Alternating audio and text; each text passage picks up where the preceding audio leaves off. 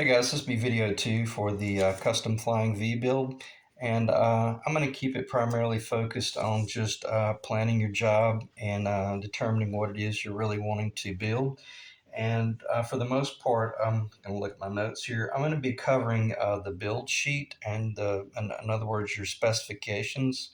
In other words, planning your job, and then moving from the scale drawing stage up to a full size drawing stage, and then determining whether you truly like what you see.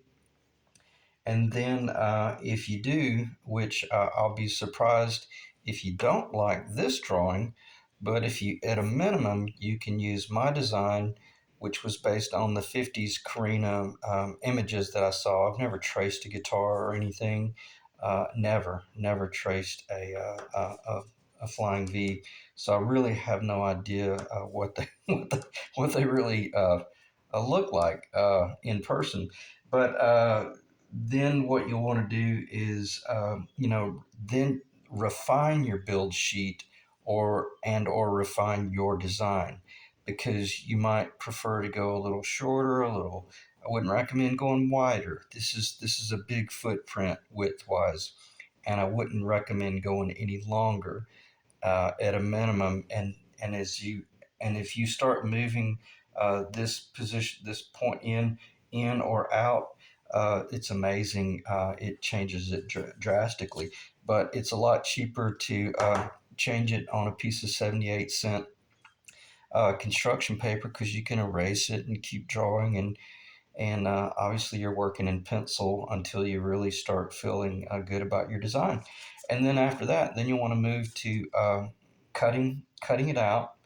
I would plan on doing 2 or 3 drawings and just lay them on the floor and look at them, and then even like if you have a feeling that you're going to go with this type neck, well then just draw that neck out. You can find out what the nut width is that you want to use. Um, this is going to be around 2 3/16 of an inch, and then you can just go on any fretboard scale calculator and start calculating these distances from the nut to the 22nd fret, and then before you know it, you're drawing out a neck based on what it is you like. And anyway, let me reel myself back in, as I always say. But it's great to start out on paper, because you can truly lay this up on the body, and or maybe you want to consider doing a left hand, which I got to tell you, I've never done a left hand, but it does look really good on the Flying V. Well, you can actually see it laying over there on the table. And you don't have to put it all the way up there. You can kind of just like hold your neck and start looking at it. How does it relate to the body? Uh, and are you left-handed? Are you right-handed? Because the incredibly cool thing about this design, um, it's not really either left hand or right hand until you start really routing for the control cavity. Believe it or not, even the Floyd Rose and the bridge locations, all of that is the same for left-handed or right-handed guitar. So the cool thing about this design is, if that doesn't give you motivation right there, then I don't really know what would, as far as a simple build. So let me get back on point. And what I really want to just do is kind of explain to you. Start on paper. Don't really start buying necks, and don't. I wouldn't recommend buying wood and your Floyd Rose and all this stuff, because it'll $50 you to death if you're not careful. And I don't mean to be negative, but I just want to be I want to be a realist, of course. And speaking of working on paper, even go to the extent of, this is a full size tracing. Well, you'll want 2 of those. Why? Because you're going to be moving these around on the design, or maybe you're going to go with a single coil at the neck. Nothing wrong with tracing your Floyd Rose. I had some tape on that one where I had actually taped it down, because I was hanging the guitar up on the wall to kind of see uh, how much I could move that Floyd Rose around. And this is, believe it or not, this is probably one of the most beneficial little templates I ever made, because this is when I was considering a 24 fret design for some guitar in the past, and I was working with a 25-inch scale. So that's what I meant by, do everything on paper. And this is basically, I think this is 67 pound printer paper, or really heavy duty print paper. I think 80 pound is nice as well. And that's so much better. Even this isn't 67 pound. It just has a better feel to it when you're actually doing design work. So let me check the time, and I'm going to go through some dimensions very quickly, um, but but very much. Let me think. Yeah, I'm gonna let me just slow down, because there's so much else I want to talk about, but I can't do this video series in 3 videos. So let's plan on doing it one of 2 ways. I would recommend getting a piece of paper like this and draw a line right down the middle, or if you prefer to just go straight to your construction paper, it makes no difference. For the most part, it's actually easier to work in full size right out of the gate. So let's just say that let's say this is a large sheet of construction paper, and we're going to come right out of the gate and just start drawing straight lines and radius lines. I'm going to call the 18th fret location the 0 point, or the starting point. Okay, so just know that we're measuring from that 0 point. Right, we've drawn a straight line down the center, and make your mark, and that's your 0 point. Okay, so starting from the 0 point, measure over 12 and 5/16 of an inch, and let that be the outside edge of a 2 1/4 inch diameter circle. Okay, now I want you to go back to your 0 point and measure down 19 and 11/16 of an inch, and then measure up 90 degrees, 8 3/8 of an inch. That will yield a 16 3/4 inch body. My body's 16 and 7/8, but just follow my numbers, and then you should be safe. So you've measured over 19 and 11/16, then you measured up 8 3/8, and then basically draw a straight line, just a ghost line, and then do another ghost line. In other words, you're drawing a box. You're drawing a rectangular box, your perimeter that you're working within, and then within that corner, basically step out and draw a 2-inch diameter circle max. Mine is actually 1 7/8, and it's actually much better. So if you want to go ahead and draw a 1 7/8 inch, then you should be fine. But don't go over 2 inches. It's amazing how fat it'll get. And then let's go back to 0 and measure over 1 1/8 minimum up to 1 1/4. Okay, back on our main center line. Start at 0. My guitar, my template, I measure from 0 over to 1 1/4, and then I go up 2 7/16 of an inch. That will yield a 4 7/8 inch width shoulder, and that's just a little bit more than the stock, the Korinas. I think they're 4 3/4. So from 0 over to 1 1/4, and then straight up 90 degrees, 2 7/16, make a mark. Now the guitar is about to materialize just like this. Draw a straight line from that point right there up to the top of that circle, the edge, and then draw a straight line from the bottom edge of that circle to the top edge of that circle, and you got your half template. Because all you got to do now, well, you're almost there. Uh, you've already defined this point right here, the shoulder, and now go back to 0, and at 0 just measure up what half of the width of your neck at the 18th fret, and it shouldn't really be over 2 3/16 of an inch. Total. Well, let me back up. Give yourself a little bit of room for making a mistake, because odds are you will, and it'd be easier to sand up to your target than to try to saw to it. But be careful, because if you're a precision mindset person and you do all your machine work uh, with fat tolerances, before you know it, you've pulled your router out and you've routed the binding channel 1/16 of an inch too far out, and you'll end up having to remove your binding and then reroute it. So when you're in a precision mindset, stay in that precision mindset. Just engineer your neck. I would say under 1 1/8 of an inch, but somewhere in there. And then take that same 2 1/4 inch diameter circle and let the bottom rest right there and the corner rest right there. Draw the circle, and you got yourself a flying V. You got the exact template that I've been showing you. So I'm going to put this to the side, and I won't have to show that anymore. But what I meant was, go ahead and get really close. This is the 18th fret location right here where I added this little block. So just get really close to your target. And I mean very close. We're talking about a 32nd of an inch on either side. When you're roughing out your material, you can use a heavier pencil if you so choose in order to just follow those things.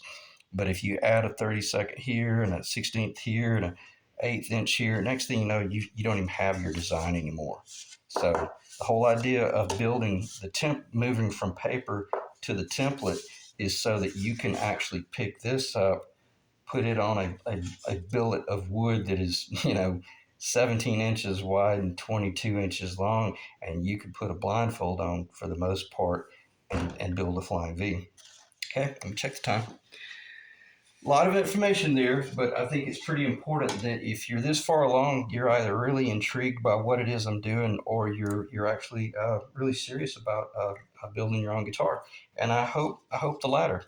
So now what do? You've got you just draw it. Okay, you just draw it on paper and ask yourself if you like it. Now, a word of caution: if you've never owned a flying V, uh, just to really think through this, because if you want to know the truth, if you're only going to build one guitar to keep, and it's going to be your daily player, and you really want to enjoy that guitar, I'd recommend building a Telecaster. Great little guitar, and you can just man, they just sell all day long. The Flying V has a very persnickety following, and unless you get this radius real close, that radius really close, that the distance from this floor to that crotch, you won't be able to give the thing away. So, not being negative, I'm just being a realist and trying to clarify. If you've never done this before, maybe just buy a kit and screw them, bolt them together. Do like the Leo Fender approach. So again, let me check the time again. 13 minutes. I want to try to keep this video under about 20 minutes because they upload so much faster to YouTube when I do just that.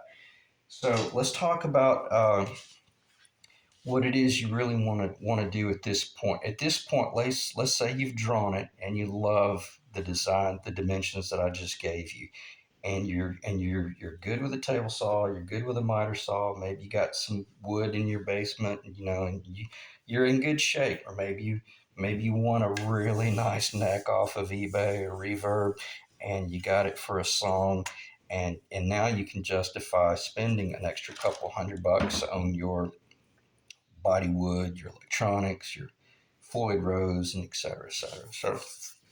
So what do? You start compiling your build sheet, and you plan your job and prepare to do at the best as best you can. Try to plan your job and just stick to that plan religiously, because if you start re-engineering through the job, you run the risk of overlooking things. So once you know what it is you want to do, put it on paper, and then start checking things off. What am I building here? And this is what's kind of funny.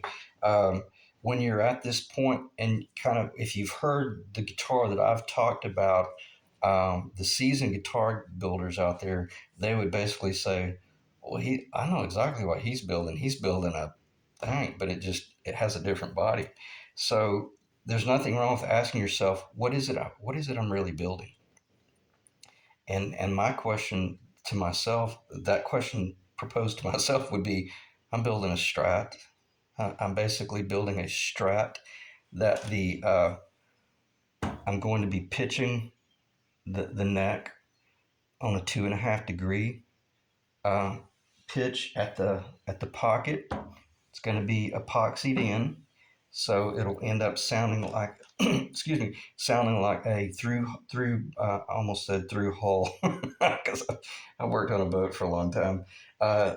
It's going to end up sounding like a through body neck, and why? Because I'm going to be running a Floyd Rose, and when I run a Floyd Rose, I run them floating, and I run them tapered with the neck, so that I can do up bending and down bending, because I'm primarily a Bigsby player, and the whole idea of a Bigsby is to be able to go positive and negative. Well, typically negative first, and then wobble between negative and positive, negative the middle and positive, and that's why I like running my Bigsby that way. I mean my Floyd Rose that way. So what am I building?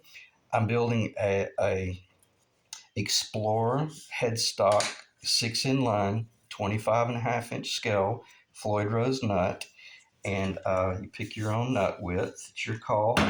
And then I'm going across that nut 25.5 inch scale, which takes me down to a Floyd Rose that will be floating, and then that Floyd Rose will define where the bridge pickup will be, and where the neck pickup, the end of the fretboard will determine where the neck pickup will be. So the cool thing is, you get one or two constants, the guitar will it'll pretty much design itself, because you're working within very set parameters. Now, things that are critical will be very personal, but I've already spent a lot of time with the whole idea of this layout right here, primarily because I don't want to deviate from historical. The fact that I'm leaving these real square shoulders and these real soft, kind of almost fat corners, and this real nice profile there at the crotch, and then by doing the three, I'm running. How am I going to run this one? Yeah, it'll be a volume and volume and a master tone, and then the three-way. What is that? It's a 50s Korina Flying V. So, on that note, as I like to say, uh, plan your work your plan, and stick to traditional. If you are going to deviate from traditional, uh, please ask yourself why.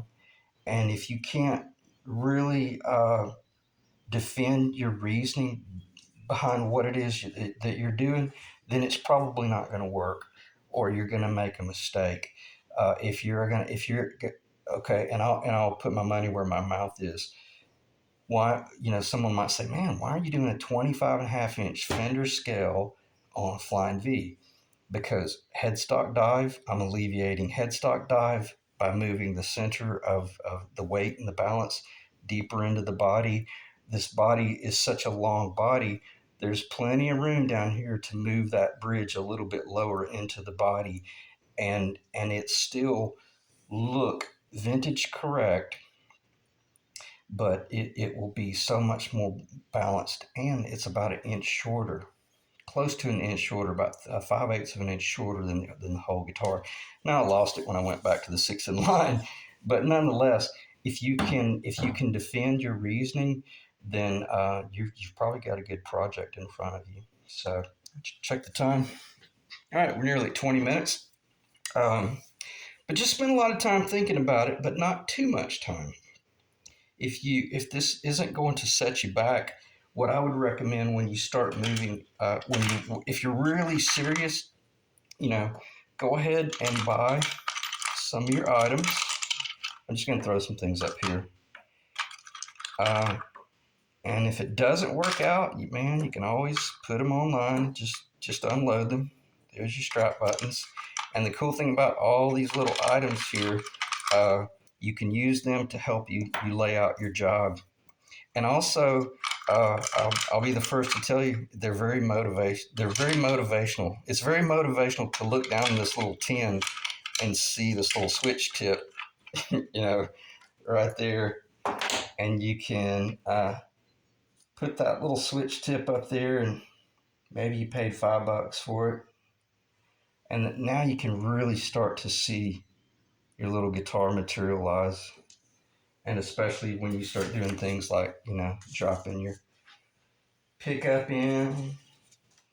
Maybe you're just gonna maybe you're just gonna do a single pickup, things like this. You see my point? Once you start seeing the little guitar come together, then you might throw in a DPDT switch and something crazy like that. But it's very exciting to see the little guitar come together, and you start thinking about what it is you're building.